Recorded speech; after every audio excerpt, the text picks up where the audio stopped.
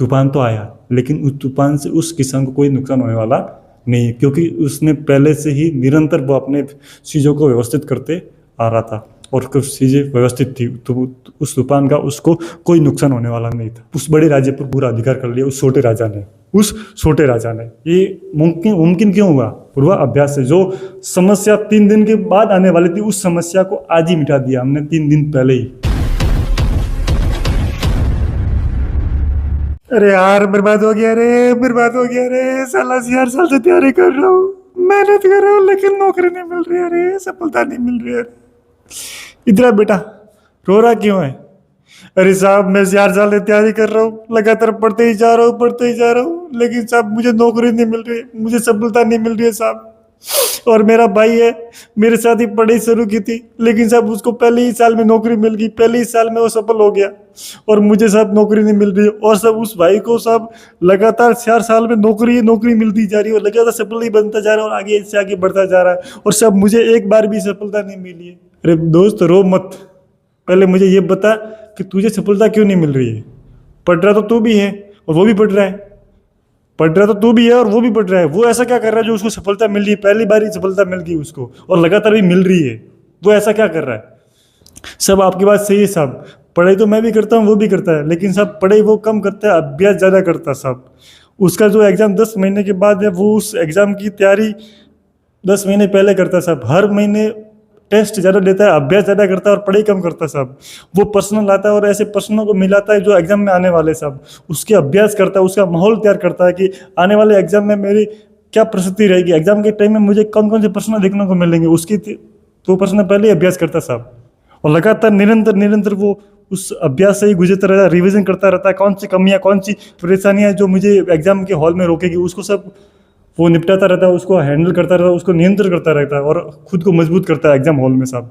और तू साहब, मैं सिर्फ पढ़ाई करता हूँ, जो नया पढ़ता ही जाता हूँ साहब। मेरे पास कम से कम इतनी किताबें कि उसके तो पास है भी नहीं। मेरे पास हर सब्जेक्ट की 4 बुक है साहब, और उसके पास एक सब, उसके पास एक, और तुम्हारे मेरे पास 4 है, लेकिन सब मैं पढ़ता ही जाता हूँ, और वो सब अभ्यास करता है। तो साहब इधर जरूरत पढ़ाई की नहीं है, जरूरत है अभ्यास की, जरूरत है उस एग्जाम हॉल में माहौल की, कि आप उसको एग्जाम को कैसे मेंटेन करते हो, उसको कैसे नियंत्रित करते हो, उसको कैसे व्यवस्थित करते हो एग्जाम हॉल में, उस पेपर को। वो जरूरी है साहब। आपने पढ़ तो लिया दुनिया भर का, लेकिन साहब एग्जाम हॉल में आप उसको नहीं एब्जॉर्ब करवाओगे, उसको नहीं व्यवस्थित कर पाओगे, तो सब आपका पढ़ा हुआ क्या काम का? आपने पढ़ तो लिया पूरा विश्व भर का कि वो वैसा उधर है, वो है, लेकिन आप उसको व्यवस्थित नहीं कर पा रहे हो एग्जाम हॉल में, तो सब वो पढ़ा हुआ क्या काम का? लेकिन साहब वो आपका भाई साहब हर महीने वो अभ्यास कर रहा है कि मैंने पढ़ा तो क्या पढ़ा, वो मुझे आ रहा है कि नहीं आ रहा है, उसका सब वो अभ्यास कर रहा है, तो सब वो सफलता मिलेगी सब। जिस एग्जाम हॉल में वो सफल होने वाला है, उसकी तैयारी तो सब उसने 10 महीने पहले ही शुरू कर दी थी साहब, तो वो एग्जाम हॉल में से व्यवस्थित करेगी। और नमस्कार दोस्तों, आज हम बात करेंगे पूर्वाभ्यास के बारे में। जो सफलता प्राप्त करने के लिए हम अभ्यास करते हैं, जो सफलता प्राप्त करने के लिए जो मेहनत करते हैं, उस मेहनत में पूर्वाभ्यास की क्या महत्ता है, क्या उसकी अहमियत है साहब? क्या है इस पूर्वाभ्यास में जिसने सफलता को आसान बना दिया? पूर्वाभ्यास है क्या साहब? आप जिस भी फील्ड में आगे बढ़ना चाहते हो, जिस फील्ड में आप रिकॉर्ड बनाना चाहते हो, उस रिकॉर्ड की पूर्व तैयारी करना, यानी कि जो आपको रिकॉर्ड तो बनाना है, उस रिकॉर्ड में आपको क्या करना पड़ेगा, वो पहले करना। क्या उस रिकॉर्ड में परेशानी आने वाली है, उस रिकॉर्ड में उस समय उस परेशानियों को पहले अपने जीवन में उतारना, उसको पहले अपने सामने लाना, उसकी सामना करना, उनसे रूबरू होना, यही है पूर्वाभ्यास। यानी कि अभ्यास में तो आपको सफलता मिलेगी, लेकिन उसका पूर्वाभ्यास करोगे तो आपको वो अभ्यास के टाइम में इतनी परेशानियां झेलना नहीं पड़ेगी, क्योंकि उस परेशानियों को आपने पहले ही नियंत्रित कर रखा है, उसको व्यवस्थित कर रखा है। जिस प्रकार हमारी भारत की आर्मी है, थल सेना है, वायु सेना है, वह जल सेना है, वह युद्ध तो नहीं करती है, लेकिन युद्ध का पूर्वाभ्यास हर साल हर महीने करती रहती है। वो देखती है कि यदि हमारे बीच युद्ध हो गया तो हम उस युद्ध को कैसे मेंटेन करेंगे, उसको कैसे नियंत्रित करेंगे, उसका पूर्वाभ्यास करते रहते हैं अन्य देशों के साथ। अन्य देशों की आर्मी को भारत में लाया जाता है और उसके साथ आमने सामने लड़ाई की जाती है पूर्वाभ्यास के रूप में। उसमें जनहानि तो नहीं होती, लेकिन युद्ध का माहौल वो का वो होता है, क्या करती है वो? पूर्वाभ्यास, यानी कि जो अभ्यास, जो युद्ध होएगा भविष्य में हो गया तो उसके लिए पहले वो अपने आप को तैयार करना, ये क्या है? पूर्वाभ्यास। और पूर्वाभ्यास यदि आपने जीवन में जिस सफलता के रास्ते पर चल रहे हो उसको करते रहते हो तो आपको जो सफलता के रूप में जब आपको जरूरत पड़ेगी, अपना संघर्ष का सामना करना पड़ेगा, तो इतना संघर्ष का सामना नहीं करना पड़ेगा जो आपको अन्य करते हैं, उसका इतना आपको उस परेशानियों का सामना नहीं करना पड़ेगा, क्योंकि आपने उस फील्ड में अपना पूर्वाभ्यास कर रखा है। और पूर्वाभ्यास को और हम समझते हैं कहानी के थ्रू। क्या? कहानी के थ्रू क्या होता है कि किसी गांव में एक किसान होता है। क्या होता है? किसान। और उस गांव में निरंतर तूफान आते रहता है, कभी बार 1 महीने में, 2 महीने में, कभी कभार 1 साल में, लगातार वहाँ तूफान आता ही रहता था। और उस गांव में एक किसान था। वो किसान प्रत्येक दिन, हर दिन अपने काम को व्यवस्थित करता, जो चीज़ वहाँ होनी चाहिए वहाँ रोज जगता। ऐसा नहीं कि अर्थव्यवस्था, टाइम पर गायों को सारा देना, टाइम पर दूध निकालना, टाइम पर वो जहाँ भी सारा व्यवस्थित करना वहाँ व्यवस्थित करना, रोटी टाइम पर बनाना, रोटी टाइम पर खाना, और अपने परिवार में जो भी चीज़ है, जो भी वस्तु उपयोग में आने वाले उनको एक जगह पर व्यवस्थित करता, जिस प्रकार किसी तूफान आ भी जाए तो उसका कोई उस पर प्रभाव नहीं पड़े, उनकी वस्तुओं पर, उनके घर पर। रोज प्रतिदिन तूफान आए कि नहीं आए, लेकिन वो किसान प्रत्येक दिन अपने वस्तुओं को हर प्रकार से व्यवस्थित करता कि उसको पर प्रभाव नहीं पड़े तूफान का। और अब यकीनन उस गांव में एक दिन आया था तूफान। क्या आ जाता है? तूफान, भयंकर वाला तूफान। उस तूफान को आने पर उनके उस पूरे गाँव के लोग इधर उधर दौड़ रहे, अपने चीज़ों को व्यवस्थित कर रहे हैं,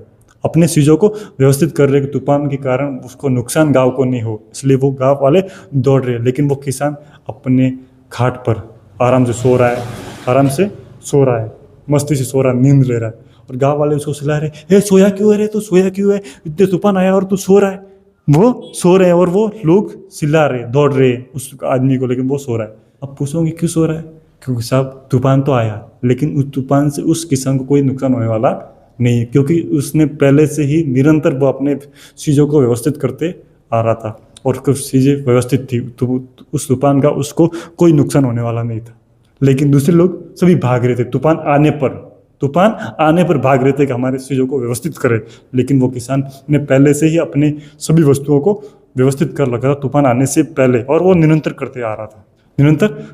उसी प्रकार आपको भी सीख लेनी है। क्या करते हैं हम? किसी भी एग्जाम की तैयारी करते हैं, तो एग्जाम का फॉर्म भरने पर हम उसकी तैयारी शुरू करते हैं।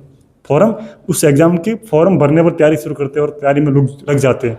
लेकिन साहब यदि आपको पता है कि मुझे इस नौकरी को प्राप्त करना है, इस भर्ती में मुझे सिलेक्शन लेना है, तो साहब वो भर्ती आए कि नहीं आए, लेकिन आपको उसकी तैयारी शुरू कर लेनी है। आपको पता है कि मुझे इस नौकरी को प्राप्त करना है, ये नौपद प्राप्त करना है, तो आपको पता है कि मुझे प्राप्त करना है, तो साहब उसकी तैयारी पहले ही शुरू कर दो। भले ही आपका वो भर्ती आए कि नहीं आए, आवेदन प्रक्रिया शुरू हो कि नहीं हो, लेकिन आपको मेहनत शुरू कर लेनी है, उसका अभ्यास पहले ही शुरू कर लेना है। कैसे प्रश्न आएंगे, कैसे परेशानी आएगी, किस प्रकार के प्रश्न आएंगे, किस तरह के प्रश्न घुमाएगा, उसको पहले ही आपको देख लेना है। और जब आप इस प्रक्रिया को आप पहले ही शुरू कर लेते हो तो सब आप अपने भर्ती में सबसे आगे होंगे, फर्स्ट रैंक आपकी होगी। अन्य तो पास होने के लिए इस भर्ती में आएंगे, लेकिन आपकी उसमें फर्स्ट रैंक आएंगी और आपको नौकरी एक सम्मान के रूप में आपको मिलेगी, क्योंकि आपके पास पूर्वाभ्यास है, पूर्व तैयारी है आपके पास। लेकिन अन्य लोग फॉर्म भरने पर आएंगे, आप फॉर्म भरने से ही पहले उस एग्जाम में मौजूद होंगे। और एक और कहानी के रूप में हम समझते हैं कि उस पूर्वाभ्यास का क्या महत्व अपने फील्ड में, अपने रिकॉर्ड बनाने में, अपनी किसी भी तैयारी करने में, किसी एग्जाम की। क्या होता है, कोई राज्य होता है, उस राज्य का एक राजा होता है। क्या होता है? राजा होता है। उस राजा को किसी मंत्री से एक सूचना मिलती है कि जो पास वाला राज्य है वो उस राज्य पर 3 दिन के बाद आक्रमण करने वाला है। उस राजा को मालूम होता है मंत्री के द्वारा, गुप्तचर के थ्रू, कि अपने राज्य पर पास वाला राज्य 3 दिन के बाद आक्रमण करने वाला है, अपने राज्य पर आक्रमण करेगा।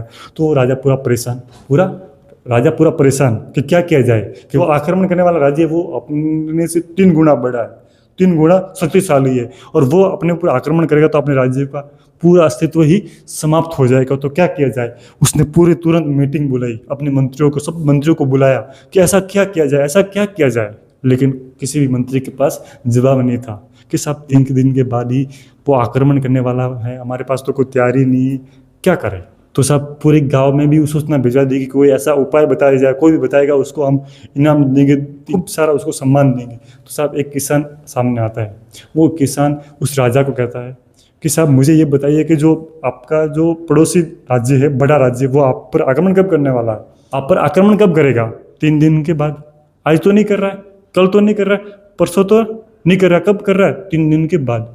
तो क्यों नहीं साहब, वो अभी तो 3 दिन के बाद करेगा, तो यानी कि वो 3 दिन के बाद तैयार होगा, तो क्यों नहीं हम उस पर आज ही आक्रमण कर ले, उस पर आज ही आक्रमण कर ले।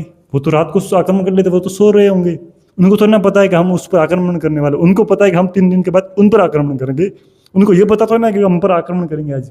तो उसी उपाय में उस राजा को बदल दिया। फिर होना क्या था, उस राजा ने पूरी सेना तैयार की, उसी रात को उस बड़े राज्य पर आक्रमण किया, रात के समय, और उस बड़े राज्य पर पूरा अधिकार कर लिया उस छोटे राजा ने। क्यों ये मुमकिन क्यों हुआ?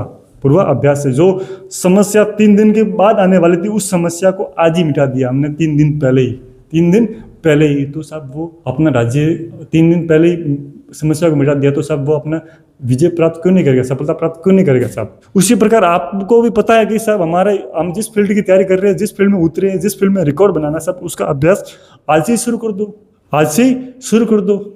जब तक वो एग्जाम आएगा तब तक तो हम पूरी तरह से तैयार होंगे, भले कैसे ही परिस्थितियां आए, ठीक है।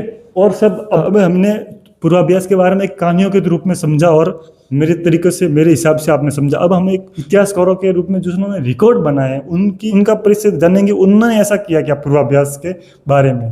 तो आपको मैं लेकर जाऊंगा माइकल फेल्प्स के पास। जब उसने रिकॉर्ड बनाने का था ना कि साहब मुझे तैराकी में 8 गोल्ड मेडल जीतने हैं साहब, 8 गोल्ड मेडल जीतने हैं, तो साहब उसने अनाउंस किया था 4 साल पहले।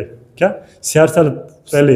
1 साल पहले नहीं, 2 साल पहले नहीं, 3 साल शायद नहीं, 4 साल पहले। तो साहब यदि आपको कह दिया जाए कि 4 साल बाद में कुछ एग्जाम को पास करना, किसी रिकॉर्ड को करना, तो आप आराम से जाओगे, आराम से तैयारी करोगे। लेकिन माइकल फेल्प्स ने 4 साल तक पानी में 8 घंटे नहीं 12 घंटे तैरा, प्रतिदिन 12 घंटे पानी में ही वो रहा। हम क्या करते हैं सब, अपने कार्य में, अपने फील्ड में 6 घंटे भी काम करने को कर दिए जाए तो हम कम नहीं करते। लेकिन साहब उसने पूरे दिन, यानी कि 1 दिन 12 घंटे होते, 12 दिन सर वो 12 घंटे पानी में तैरता रहा, पूर्वाभ्यास करता रहा साहब, लगातार 12 घंटे तैरता रहा साहब। तो वो साहब क्यों नहीं सफलता प्राप्त किया, क्यों नहीं अपना रिकॉर्ड बनाएगा साहब? क्योंकि साहब उसने 4 साल तक पूर्वाभ्यास किया। कितने साल? 4 साल तक पूर्वाभ्यास किया साहब पानी में। और सर 1 घंटे 2 घंटे नहीं साहब, 12 घंटे, और प्रतिदिन 1 दिन भी मिस नहीं किया साहब। उसके एक्सीडेंट में हाथ फ्रैक्चर होने के बाद भी, पैरों के दम पर भी उसने पूर्वाभ्यास किया और सफलता प्राप्त की साहब। और बात करते हम निक विजूकी की साहब। आपके पास तो सब कुछ है, मेरे पास भी सब कुछ है, लेकिन उसके पास सर नहीं तो हाथ थे न तो पैर थे, लेकिन उसने पूर्वाभ्यास के जरिए अपने अभ्यास करते हुए अपनी जिंदगी को, अपने जीवन को एक सफल बनाया, और एक महान व्यक्तित्व के रूप में वो सामने आया, निक विजूकी। उसने साहब टाइपिंग में रिकॉर्ड बनाया, सब तैराकी में रिकॉर्ड बनाया, स्पीच में रिकॉर्ड बनाया, बोलने में सब। क्योंकि सब वर्तमान में आपको बता दो कि सबसे महंगा मोटिवेटर स्पीकर है सुनाने में, यानी कि उसको सुनने वाले सबसे ज़्यादा लोग। उसने सब टाइपिंग में भी रिकॉर्ड बना चुके हैं, वो निक विजूकी टाइपिंग में भी रिकॉर्ड बना चुका है। और आपको पता होगा कि उसके पास ना तो हाथ है ना पैर है, उसके पैर पर एक छोटा सा पंजा है साहब, उस पंजे के दम पर उसने टाइपिंग में रिकॉर्ड बनाया साहब। किस एक पंजे के दम पर साहब, क्योंकि उसने इस पर पहले पूर्वाभ्यास किया। उसने तैराकी में भी रिकॉर्ड बनाया साहब। जिस प्रकार हमारे पास हाथ पैर होते हुए भी हम तैरना नहीं जानते, हमारे पास हाथ पैर दोनों है लेकिन हम तैरना नहीं जानते, लेकिन उसके हाथ पैर दोनों नहीं थे, लेकिन तो भी वो पानी में तैरना सीखा। उसने से गोल्ड स्टिक क्या होता खेल होता, उसमें भी रिकॉर्ड बनाया। उसके पास ना तो हाथ है ना पैर है, लेकिन उसके जबड़े के दम पर स्टिक चलाना सीखा और उसमें भी रिकॉर्ड बनाया साहब। ठीक है साहब। और मैं बात करते वर्तमान में सबसे पॉपुलर ब्रांड है MBE चाय वाला। क्या MBE चाय वाला? सर उसने जब ठाना कि मुझे भी मेरे जीवन में कुछ ब्रांड बनाना है। क्या ब्रांड? किसकी? हर व्यक्ति की मतलब सा होती है कि मैं भी अपने जीवन में कुछ करूं, तो उसके भी जीवन में थी क्या मैं भी कोई ब्रांड बनाऊं। किसकी ब्रांड? चाय की। आपको भी सुनकर ताज्जुब होगा कि सर हर चीज़ में ब्रांड बनाया जा सकता है, लेकिन क्या चाय में भी ब्रांड बनाया जा सकता है? सोचने में मजबूर हो जाते हैं हम भी कि चाय में क्या ब्रांड बनाए, लेकिन सब उसने चाय में भी ब्रांड बनाई। उसने शुरुआत की एक ठेले के रूप में, एक बस्ती में ठेले के साथ चाय की शुरुआत की। लेकिन सब उसने अभ्यास करता रहा, अपने बोलने में सुधार करता रहा, अपने काम करने में सुधार करता रहा। जो उसको ब्रांड के रूप में बदलने वाला था, उस अभ्यास को पहले उसने किया, सब जमीनी स्तर पर किया। और सब वर्तमान में वो सबसे चाय वाले के रूप में ब्रांड है। सब उसकी भारत में नहीं, सब विदेशों में भी उसकी ब्रांड चलती है, सब उसकी जो उसका व्यवसाय चलता है सब। और लास्ट में जाते जाते बात करेंगे एलन मस्क की। किसकी? एलन मस्क की साहब, एलन मस्क की। आप सुनते होंगे कि साहब अभ्यास तो पूर्वाभ्यास तो एक आम लोगों के लिए होता है साहब। क्या अमीर आदमी भी ऐसा करते होंगे साहब? कोई जो ऊपर उठ चुका वो भी ऐसा करता होगा साहब? वो भी ऐसा कोई करता होगा साहब? जी हाँ, वो भी ऐसा करता है साहब। वो प्रतिदिन हर रात हर दिन अपने फील्ड में कुछ करने के लिए खुद अभ्यास करता रहता, खुद अभ्यास करता रहता। उसके पास हजारों लोग काम करने के लिए, लेकिन वो खुद अपने जीवन में कुछ बनने के लिए अपना पूर्वाभ्यास कर। मिलते हैं नेक्स्ट वीडियो में, और तब तक आपको इस बात को समझ लेना है कि जिस फील्ड में जिस मुकाम को आप हासिल करना चाहते हो, जिस रिकॉर्ड को आप तोड़ना चाहते हो, तो उस रिकॉर्ड का सब आपको पहले पूर्वाभ्यास करना पड़ेगा कि जिस रिकॉर्ड को हम तोड़ने वाले हैं, जिस लक्ष्य को हम प्राप्त करने वाले हैं, उस लक्ष्य में हमारी कौन कौन सी परेशानी आएगी, कौन कौन सी रुकावटें आएगी, उस रुकावटों को पहले ही हमने अपने जीवन में उतार लेना है और उनको व्यवस्थित कर लेना है कि जब हमारे पास समस्या आएगी, रुकावटें आएगी, तो हम उसका सामना कैसे करेंगे, हम उसका सामना कैसे करेंगे। उस कठिनाइयों को पहले ही हमको उसके सामने एक मजबूती के सामने आ जाना है। जय हिंद, जय भारत।